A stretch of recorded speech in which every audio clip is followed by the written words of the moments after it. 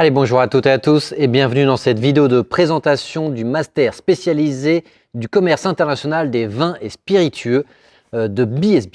Je suis Arnaud Sévigné et je suis accompagné aujourd'hui de mon acolyte Joachim Pinto. Bonjour à tous. Et on est sur le campus de BSB avec Frédéric Mercier, le responsable de cette formation. Bonjour Frédéric. Bonjour. Merci à vous de nous accueillir sur votre campus pour parler de votre formation. Frédéric, durant une quinzaine de minutes, on va échanger sur ce MS, à savoir le contenu du programme, est-ce qu'il y a des voyages d'études et surtout quelles sont les perspectives professionnelles des diplômés de votre formation. Commençons peut-être dès à présent par quel est le secteur économique concerné par les vins et spiritueux? Ça concerne quoi comme type de produit concrètement? Alors tout d'abord, quand on parle de vins et spiritueux, c'est d'abord bien sûr les vins qu'on connaît en France, mais aussi dans le monde entier, puisqu'on n'est pas les seuls producteurs aujourd'hui de vins dans le monde entier. Ça concerne tous les spiritueux qu'on peut retrouver aussi écoutez, en France, à l'international, cognac, vodka, etc., whisky. Mais aussi les bières, qui est un très gros segment et on voit qu'en France, ça a bien performé. Mais aussi des produits un peu plus annexes comme le Porto ou encore une fois le saké. Parfait. Donc du coup, les vins et spiritueux et tous les alcools que vous venez de citer, qu'est-ce que vous préparez concrètement? Quel est l'objectif? Quelle est la philosophie du master spécialisé que vous dirigez? Alors le master spécialisé, déjà avant de parler du master en tant que tel, juste rappeler que c'est le programme pionnier entre guillemets de l'école de BSB, puisqu'il a été l'élément fondateur, 35 ans d'existence, près de 1000 alumni qui sont aujourd'hui déjà dans le vignoble. Et donc c'est le programme qui a permis de constituer la School of Wine qui est ici, donc à côté dans le bâtiment BSB, dans lequel on a 3 programmes différents, dont le master spécialisé. Donc le master spécialisé, écoutez, c'est un programme qui forme des futurs commerciaux et des futurs marketeurs du secteur des vins spiritueux en France et à l'international. Tout ça pour des fonctions qu'on reviendra un petit peu plus tard. Et le lien avec l'international, de toutes les manières, il est quasiment inhérent à ce master spécialisé parce que même si on travaille en France, une grosse partie des consommateurs peuvent être amenés à être à l'international. Donc on a un lien avec l'international, qu'on travaille en France ou à l'international, de manière quasiment inhérente à ce type de secteur. Complètement, parce que d'abord, nous sommes un gros pays exportateur. Donc non seulement on va exporter les vins à l'étranger, mais beaucoup de clients vont venir nous voir en France, et donc il faut les recevoir, et donc les accueillir, et donc bien sûr l'international en fait partie. Quelle est la langue d'enseignement de votre formation majoritairement? C'est du français, de l'anglais? Alors c'est du français, D'accord. c'est un programme historique en français, on a à peu près 20% de cours en anglais, essentiellement sur la dégustation, et quelques cours effectivement sur l'international avec des gens qui sont anglophones. Parfait. Et donc concrètement, ce master spécialisé qui vise à former, vous l'avez dit, des marketeurs et des commerciaux autour d'un secteur, mais un secteur qui a une passion. Et donc du coup, est-ce que vous attendez des étudiants qui vous rejoignent, qui aient une appétence particulière pour ce secteur? Je crois que ce qui est important au départ, c'est de se dire qu'on peut venir même en n'étant pas un connaisseur ou un expert. D'ailleurs, c'est très difficile d'être un expert dans les vins spiritueux parce que c'est un puits sans fond, on peut apprendre toute sa vie finalement. En revanche, ce qui est très important, c'est d'avoir la passion et l'engagement dans le secteur. On ne vient pas ici parce qu'il y a de la lumière ou parce qu'on hésite entre parfum et vin. On vient vraiment parce qu'on a un engagement sur ce secteur qui est très particulier. Parce qu'effectivement, on a des entreprises qui vont du vigneron jusqu'à LVMH, et donc des typologies très différentes. Et encore une fois, quand on mixe ça avec les métiers et en même temps avec effectivement les secteurs, bière, vin, spiritueux, on a une palette finalement de métiers qui est juste extraordinaire. Est-ce que vous pouvez nous donner davantage de détails sur le contenu de ce MS, à savoir des ateliers professionnels ou des interventions d'intervenants extérieurs? Bien sûr, le master est un programme assez classique dans le cursus, entre guillemets. On rentre début octobre. Alors, souvent, on dit pourquoi début octobre? Parce que c'est les vendanges en septembre. Donc, on laisse souvent aux étudiants l'opportunité de faire les vendanges dans une région viticole. Donc, de octobre à mi-mai, ce sont les cours classiques. De mi-mai jusqu'à décembre, c'est un stage obligatoire. Et ensuite, on a une thèse ou un business plan pour les entrepreneurs qui va clôturer finalement le programme. Très simplement aussi, sur le déroulé, le premier semestre est essentiellement consacré en fait, à la connaissance produit, savoir comment on fait un produit, comment on l'élabore et comment on le déguste. Une fois qu'on l'a fait, il faut lui donner une âme à ce produit et le commercialiser. Et ça, c'est tout l'objet du second semestre. Pour ça, on a essentiellement en fait, plusieurs ateliers qui sont là pour compléter bien sûr des cours, mais on a surtout 5 voyages d'études d'une semaine, chacune dans les régions viticoles françaises et un à l'étranger, soit en Espagne, soit en Italie. Une année sur deux en fait, hein, C'est ça, on alterne entre l'un et l'autre. Et sur le plan du contenu des cours, donc vous nous avez expliqué la segmentation connaissance produit et ensuite comment le mettre en valeur, si j'ai bien compris. Est-ce que vous pouvez nous donner des exemples d'intervenants ou des exemples de cours pour qu'on comprenne un petit peu comment ça se passe? Bien sûr. Alors, ce qui est important déjà, c'est que les intervenants qui sont en master spécialisé ne sont que des professionnels. Les seules personnes qui sont des académiques, entre guillemets, ce sont les gens qui enseignent en fait, à l'Institut de la vigne et du vin de Dijon et qui forment les œnologues bourguignons. Les autres personnes qui intègrent le CES ou qui forment ne sont que des gens qui sont en activité. Donc on a un ancien directeur commercial de chez Roderer, par exemple, on a un directeur commercial de chez Lançon. Donc on a des gens qui sont vraiment dans le secteur de l'activité et qui sont dans leur métier aujourd'hui et qui vont le transmettre finalement aux étudiants. Ce qui est important, c'est qu'en fait, le master spécialisé, et pour le coup, est bien spécialisé, non seulement sur le secteur, mais en fait, on est professionnalisant. C'est-à-dire qu'on n'est plus du tout sur des cours académiques, on est vraiment sur des choses qui sont extrêmement professionnelles et donc très en situation par rapport au métier. Avec un business game notamment dont on parlait tout à l'heure en off. Tout à fait, avec la Fédération internationale des vins spiritueux, où là, on mixe en fait les 3 programmes de l'école, plus Reims au niveau du droit, la vigne et du vin, et donc on doit leur exporter des produits sur un marché. Et bien sûr, il y a les aléas climatiques, il y a les taxes, il y a plein de choses qui arrivent, et donc ils doivent résoudre cette énigme, en tout cas aller jusqu'au bout avec ce business game. Ce MS, il correspond aussi à ceux qui ont l'âme de l'entrepreneuriat, qui souhaitent créer leur propre entreprise ou reprendre une entreprise familiale, par exemple. Est-ce que vous pouvez nous en toucher quelques mots? Bien sûr. Souvent, en fait, d'abord, rappeler que la France est un pays de vignobles, mais aussi de petites exploitations qui ont plutôt tendance à se regrouper entre elles. La transmission est un vrai sujet, entre guillemets, d'actualité dans le vignoble aujourd'hui. Et donc, les fils ou les filles d'eux doivent aussi reprendre l'exploitation. En général, il y en a un qui se désigne plutôt pour la partie technique et un pour la partie commerciale. Et donc, on est là pour les former pour effectivement reprendre ces activités-là, développer le business. Mais on a aussi des gens qui sont là pour faire être cavistes ou aussi agents commerciaux, s'ils le désirent. Donc, on a différents types d'activités. Le digital fait aussi partie de l'entrepreneuriat. Et ce qui est important, et je crois que c'est à signaler aussi, c'est que moi, j'ai un parcours issu effectivement de l'entrepreneuriat, mais aussi, entre guillemets, de l'entreprise. Et donc, l'idée, c'est vraiment d'insuffler cet esprit extrêmement opérationnel dans les cours. Très clair. Et avec, justement, vous nous le disiez tout à l'heure, la possibilité de mélanger de l'international, du professionnel, un peu d'académique quand même pour densifier quand même sa culture autour d'un secteur qui est quand même assez compliqué et technique, vous l'avez dit, et donc ça nécessite des cours et des modules là-dessus. Vous avez un bâtiment qui est dédié à l'intérieur du campus de BSB sur lequel on se trouve. Il y a un bâtiment qui est dédié pour votre formation. C'est ça. Alors, ce qui est intéressant, c'est que ce bâtiment, il est dédié à l'ensemble de la School of Wine, qui comprend donc 3 programmes, dont le master spécialisé. Dans ce bâtiment, et vous l'avez vu, il y a une cave qui vous accueille, donc avec une vinothèque, quelques très beaux produits, très beaux flacons, mais aussi une cave à spiritueux, un laboratoire, une salle de dégustation. Et surtout, on est tous les 3 programmes ensemble, ce qui veut dire qu'on a une vraie mixité, parce que dans ce secteur, ce qui est très important aussi, c'est le réseau. Et donc là, ça permet aux gens de se connaître et de faire leurs premiers contacts, qui sont peut-être demain leurs clients ou leurs fournisseurs. Et donc, l'idée, c'est effectivement d'arranger cette mixité dans ce bâtiment-là. Parfait. On a compris comment se déroulait le programme avec la période de stage de fin d'études qui vient sanctionner tout ça.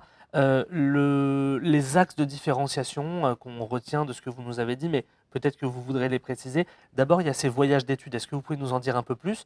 4 semaines en France, 1 semaine à l'étranger. Tout à fait. Et le point peut-être aussi particulier de ces voyages, c'est que ce sont les étudiants qui doivent l'organiser.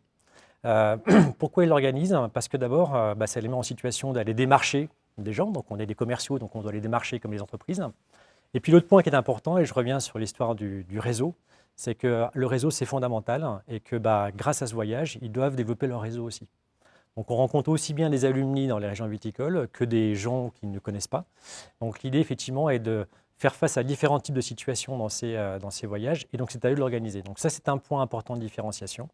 Ça se passe toujours très bien, mais c'est un élément qui est assez fort. Ils organisent aussi le voyage à l'étranger? Tout à fait, complètement. Et là, pareil, on s'appuie sur un réseau qui est existant et sur des visites qui ont déjà été faites. Et puis sur effectivement les interprofessions et tout le réseau qui est autour des vins spiritueux. Les autres points de différenciation aussi du master, c'est les W7. Donc les W7, c'est comme le TOEIC ou le TOEFL de l'anglais, mais pour le vin. Donc on les prépare à W7 2 spiritueux et W7 2 et 3 sur le vin. Donc ça, c'est un point aussi important. Vous pouvez nous en dire plus? En gros, c'est je montre à un futur recruteur que je connais grâce à un test standardisé. Un test standardisé qui est un test anglais, comme ça arrive souvent, et qui vous donne une sorte de niveau, voilà, avec 1, 2, 3, 4, et après vous avez les Master of Wine. Et donc on vous forme aux 2 en spiritueux et 2 et 3 en vin. Donc ce sont des niveaux qui sont aujourd'hui reconnus et indispensables sur l'international quand on veut chercher un job, et de plus en plus aussi en France. Très intéressant, très bien. Et on pourrait dire aussi, axe de différenciation, le côté très professionnalisant qu'on a déjà évoqué, mais sur lequel il faut revenir parce que le but, c'est de placer derrière des étudiants en emploi. On n'est pas sur une année que de découverte, on est sur vraiment la préparation de l'insertion professionnelle. Mais je crois que là, c'est même le maître mot en fait, du master, c'est que la première chose que je leur dis, c'est la fin. C'est que c'est la dernière année d'études et qu'après, c'est un job. Et l'idée, c'est de préparer le job de ses rêves grâce à la formation. Aujourd'hui, je ne vais pas dire 100%, mais 95% des étudiants qui sont dans le master trouvent un job dans la filière et dans une fonction marketing ou commerciale. Donc c'est la preuve, entre guillemets, que globalement, mes étudiants trouvent le job et le job qui correspond à leur filière. L'autre point qui le démontre aussi, c'est que globalement, 30% de mes intervenants professionnels sont des alumni.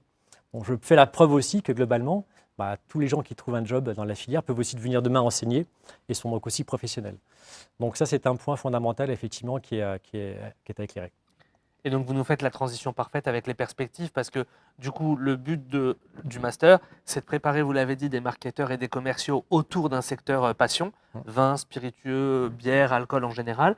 Est-ce que vous pouvez nous donner des exemples un peu concrets de perspectives, que ce soit des postes ou des types d'entreprises? Bien sûr. Donc, sur les types de postes, on a à la fois des postes donc France ou à l'international. Donc, pour la partie marketing, c'est assez standard, c'est chef de produit ou chef de marque.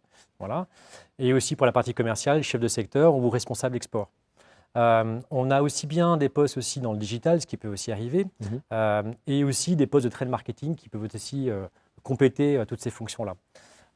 Les entreprises, écoutez, comme je l'ai dit tout à l'heure, on va du vigneron jusqu'à Pernod Ricard ou LVMH. Donc on peut aller aussi bien dans le domaine ponceau qui est sur la côte, qui vend des bouteilles à 200 € de Bourgogne, jusqu'à effectivement vendre du Ricard ou vendre d'autres marques pour Pernod, effectivement dans le chef de secteur chez Pernod Ricard, en grande distribution, ou dans le CHR, donc café, hôtel, restaurant, pour lequel aussi on peut travailler.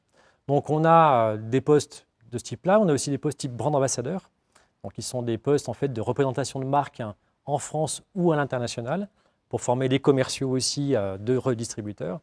Et ces postes-là sont aussi des postes qu'on peut retrouver dans les maisons de champagne, dans les maisons de whisky, de cognac et un petit peu dans les vins. Donc les maisons qui embauchent les diplômés du master, écoutez, encore une fois, il y a de tout.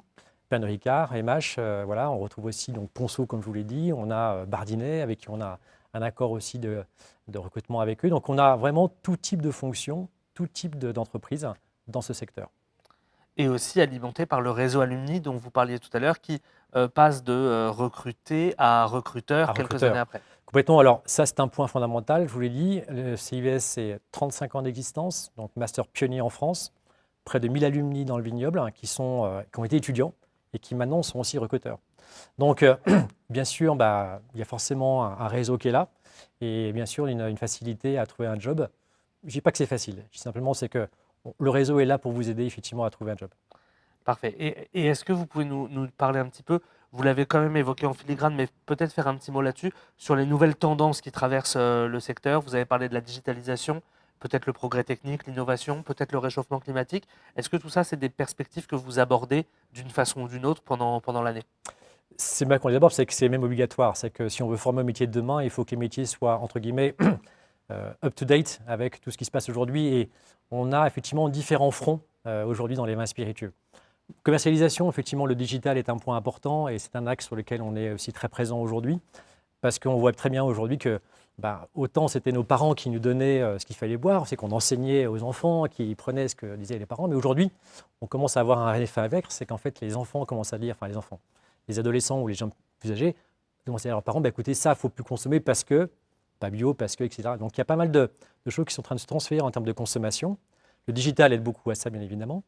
L'autre point aussi, c'est le réchauffement climatique. Vous l'avez dit, c'est fondamental. Les vignobles sont tous touchés par ce réchauffement. On a des problèmes d'encépagement, des problèmes de maladies aussi qui sont là. On doit faire évoluer les vins, et ça, c'est important, comme les spiritueux. Et puis, toute la partie RSE qui est aussi en filigrane et qui devient quelque chose de fondamental pour la filière. On l'a vu dans différentes régions viticoles qu'on subit effectivement ce point-là. Et donc, c'est important de l'intégrer aujourd'hui dans les formations. Et toute une partie aussi suivi géopolitique avec aussi l'évolution des guerres par exemple et des conflits, ou alors tout simplement des taxes et des barrières douanières qui peuvent faire changer une situation. Donc ça implique aussi d'avoir une formation un peu plus généraliste pour comprendre l'environnement global dans le contexte international dont on parlait tout à l'heure. Donc ça aussi, vous préparez vos étudiants à ça. Complètement. Le business game est un peu un exemple. Voilà, c'est un peu un aléa, mais en tout cas in situ, vraiment dans la réalité. Mais on a eu la taxe Trump il n'y a pas très longtemps. Tout ça, ce sont des choses qui sont extrêmement importantes et impactantes pour le business. Donc, il faut vraiment repenser la filière, la façon de faire du business quand on a ce genre de choses qui arrivent sur le marché. Alors Frédéric, on vous remercie pour toutes ces précisions concernant le secteur des vins et des spiritueux. On va vous laisser le mot de la fin. Donc c'est un mot d'encouragement à destination des candidates et des candidats qui nous écoutent et qui souhaitent s'investir dans ce secteur économique. C'est la caméra qui est juste là, les yeux dans les yeux. On vous Les laisse dans le les dernier. yeux. Alors tout d'abord, le master spécialisé commerce international des vins et spiritueux, c'est le premier master en France pionnier donc, dans son domaine. 35 ans d'existence, près de 1000 alumni dans le vignoble. Numéro 1 au classement de SMBG, donc meilleur master en France et l'Universal. Et je crois qu'avant tout, ce qui est important de bien rappeler, c'est que c'est de l'engagement, de la passion et surtout un métier à la clé qui va vous emmener jusqu'au bout de la vie.